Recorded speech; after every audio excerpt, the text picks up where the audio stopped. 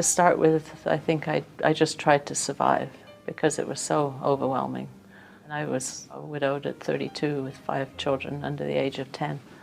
So that was a particularly difficult time in my life. I had a lot of support. I had people that were helpful and people that were unhelpful, people that said the wrong things. But what I tried to do with them was to understand where they were coming from and realize that they were saying something. They were reaching out and they were trying to help.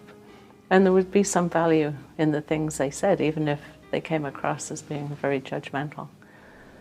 As to the why, I can look back and see perhaps some of the reasons why and understand that in God's plan, but in the big picture, I don't think that I'll understand that until the kingdom.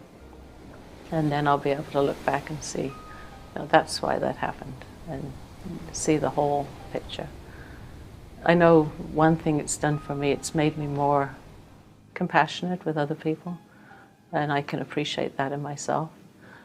There's a passage in some of Islip Collier's writings where he talks about the paradox of being sorrowful yet always rejoicing.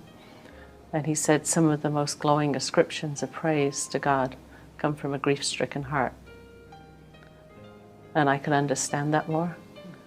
And talking to other people who've had similar experiences, I've realized that I don't think you deal with the experience so much as you go through it. You survive it, you're still alive at the end of it, you're changed by it, and the experience has become part of you.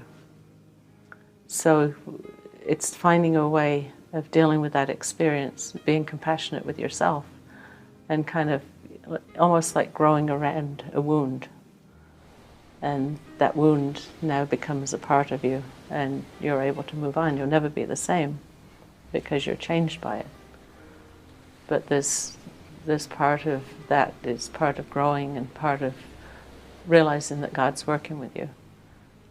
And that, for me, that made it very real.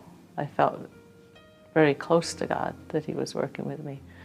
And at the same time, I felt like if I felt angry, that I could express that to God, that He was big enough to take it. And He responded to people in the Psalms and in the prophets, and Jonah and Jeremiah.